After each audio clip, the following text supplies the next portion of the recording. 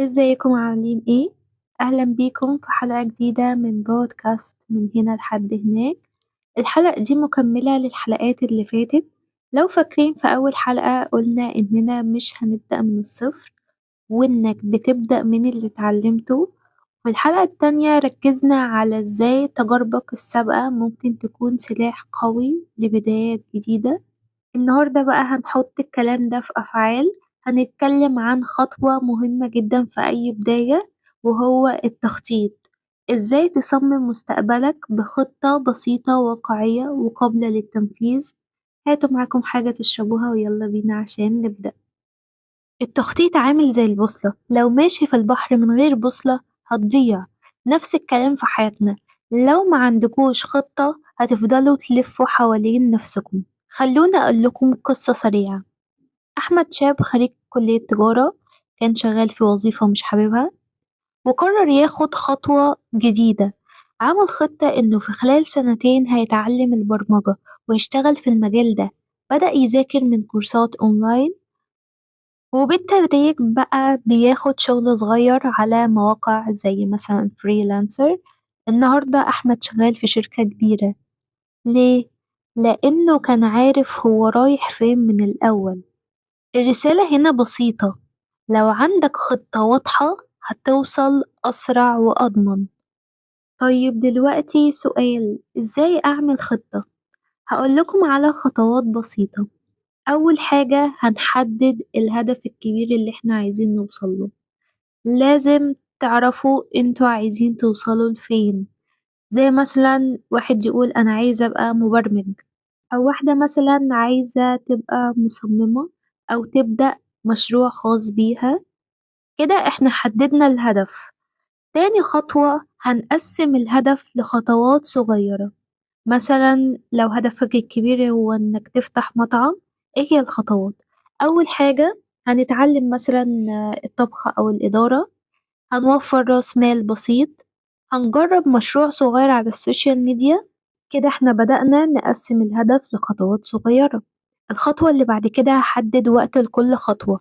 يعني مثلا خلال 6 شهور هتعلم الأساسيات اللي احنا ذكرناها. دايما خلي وقت لكل حاجة، عشان الوقت أو المدة ما تطولش من غير فايدة. حكم نفسك بوقت معين تخلص فيه الهدف ده. الخطوة رقم 4، هبدأ بخطوة صغيرة دلوقتي. مش لازم أبدأ بشكل بيرفكت، مش لازم أبدأ وأنا جاهزة من كل حاجة. لأ، أنا هبدأ بخطوة صغيرة. خد خطوة صغيرة النهاردة، مهما كانت هي صغيرة. هي بداية، زي ما بيقولوا رحلة ال1000 ميل بتبدأ بخطوة. المهم ناخد خطوة يا جماعة. طيب دلوقتي واحنا ماشيين في طريقنا نحو تحقيق الهدف، هيواجهنا تحديات. هنا بقى عايزين نعرف ازاي نتغلب عليها وايه هي التحديات. اكيد اي خطة هتقابلك هيكون فيها عقبات. زي مثلا رقم 1، الخوف من الفشل. اتكلمنا عن الفشل في الحلقات اللي فاتت، هقولها باختصار او هزود بوينت ما قلتوش قبل كده. الخوف من الفشل هو واحد من اكبر العوائق اللي ممكن توقفكم قبل حتى ما تبدأوا. كتير من الناس بيقولوا او بيفكروا، طب لو فشلت هيحصل ايه؟ ده مش هيخليهم ياخدوا أي خطوة. إزاي نتغلب على الفشل؟ إن احنا نغير نظرتنا ليه. اعتبروا إن الفشل خطوة على طريق النجاح مش النهاية. قلنا مثال في أول حلقة خالص، وهو توماس إديسون لما سألوه عن محاولاته الفاشلة لاختراع المصباح الكهربي، قال أنا مفشلتش، أنا لقيت 10,000 طريقة مش هتنفع. فابدأ صغير. لما تبدأ بمشروعات أو خطوات صغيرة حتى لو فشلت مش هتحس إنك خسرت كتير. ونتعلم من التجارب، كل فشل فيه درس. فكر في أي مرة فشلت فيها وتعلمت حاجة جديدة. تاني عقبة ممكن تواجهنا هو فقدان الحماس أو الكسل. البدايات بتبقى مليانة حماس، بس مع الوقت الحماس ممكن يقل وده بيخلينا نفقد الدافع. طب ازاي نتغلب على ده؟ هنقسم الهدف لأجزاء صغيرة. لما يكون عندك هدف كبير قسمه لمراحل صغيرة، كل مرة نخلص فيها مرحلة هنحس بالإنجاز. والحماس برضه هيرجع، ونحتفل بالنجاحات الصغيرة، أي إنجاز تعمليه حتى لو بسيط يستحق الاحتفال، ده هيحفزك إن انتِ تكملي. ونحافظ على تذكير يومي، زي مثلًا نحط صور أو ملاحظات قريبة من الهدف بتاعنا، لازم الهدف يبقى قدام عينينا. تالت عقبة بقى ممكن تواجهنا وإحنا في طريقنا للهدف هو نقص الموارد، كتير من الناس بيتحججوا بعدم وجود موارد كافية سواء كانت مادية أو وقتية. إزاي نتغلب على الحاجة ديّة؟ إن إحنا نبدأ بالإمكانيات اللي عندنا، مش لازم يكون عندنا كل حاجة من الأول، مثلًا لو عايزين تبدأوا مشروع أونلاين ممكن تبدأوا بصفحة على السوشيال ميديا بدل مواقع متكاملة perfect ما فيهاش أي غلطة. الفرصة المناسبة اللي إحنا فاكرين إن إحنا مستنيينها مش هتيجي، فابدأوا باللي عندكم دلوقتي. ما فيش حد بيبدأ بشكل perfect أو متكامل، افرض الحاجة اللي إحنا عايزينها أو حاطينها كهدف ممكن ما تنفعناش أصلًا، فإحنا كده حطينا كل اللي معانا فيها، مش هنعرف نعمل حاجة بعدها أو حاجة غيرها، فإحنا بنقيس الحاجة في الأول اللي إحنا والله تمام ونفعت فزي الفل، ما نفعتش أدينا اتعلمنا وعرفنا الحاجات اللي إحنا بنقع فيها عشان لما نبدأ فيها من جديد يبقى إحنا معانا ثغرات مش عند حد وهي الخبرة، فهنعرف نعديها. هنرجع تاني لموضوعنا، إحنا مثلًا دلوقتي مش معانا الإمكانيات الكافية أو الإمكانيات الكاملة، فإحنا هندوّر على بدايل مجانية، هنبدأ بحاجات صغيرة. البدائل المجانية الإنترنت مليان كورسات مجانية وأدوات مساعدة ومنصات هتوفر لِك موارد ومن غير تكلفة، وإن إحنا برضه نبني شبكة علاقات، الناس اللي حواليك ممكن يكونوا مصدر دعم سواء بالنصيحة أو بمشاركة موارد. رابع حاجة ممكن تواجهكم في الطريق هو النقد أو عدم الدعم من الآخرين، لأ معلش الحتة ديّة لازم نتكلم فيها بالتفاصيل.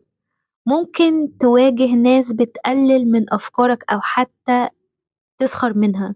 أولًا ده بيرجع لعدة أسباب، هُم مش شايفين النظرة اللي أنت شايفها، أنتم شايفين النظرة من الآخر، يعني أنتم عارفين أنتم هتوصلوا لإيه في الآخر، هُم مش شايفين ده ومش عارفين ده، هُم شايفين الواقع اللي هو أنتم ما تملكوش حاجة دلوقتي، فاللي هو أنتم بتتكلموا عن إيه يا جماعة إحنا مش شايفين حاجة، فين اللي في الطريق ده؟ لأ معلش مش شايفين، فبيضحكوا عليكم، أو بسبب إن هُم شايفين عجزهم فيك، اللي هو أنت اخترت تاخد خطوة هُم ما قدروش ياخدوها.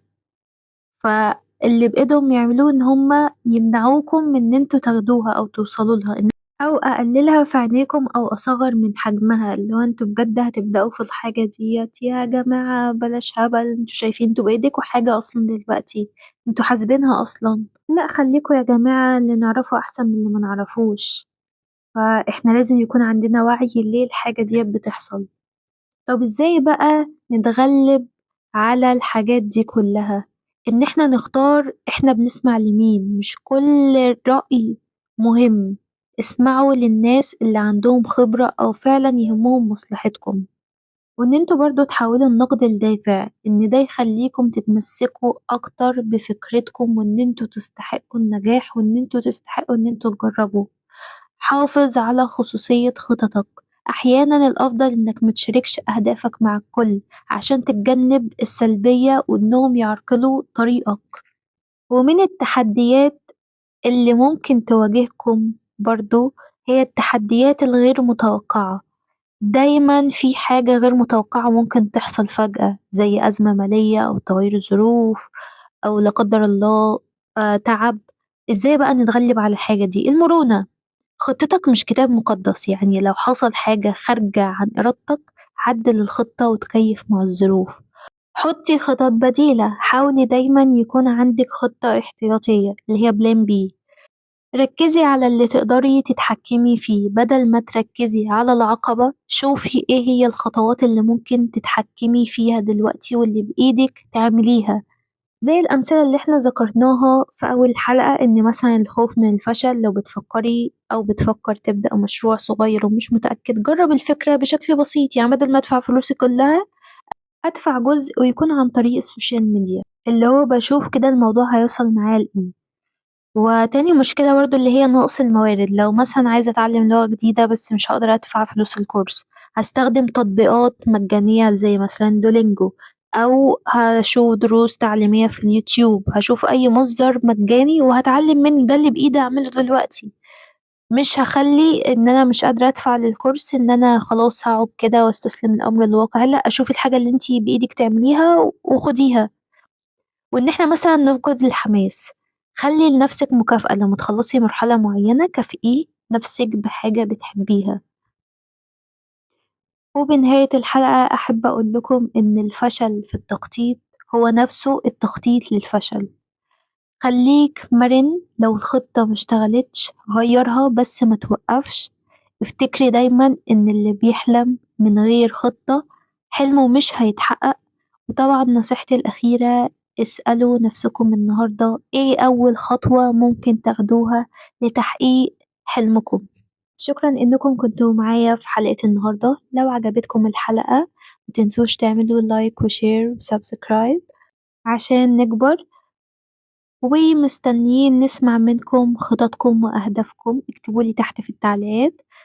خلّي دايمًا هدفِك قدّامِك وخطتِك في جيبِك. يالّا أشوفكم في الحلقة اللي جاية. باي باي.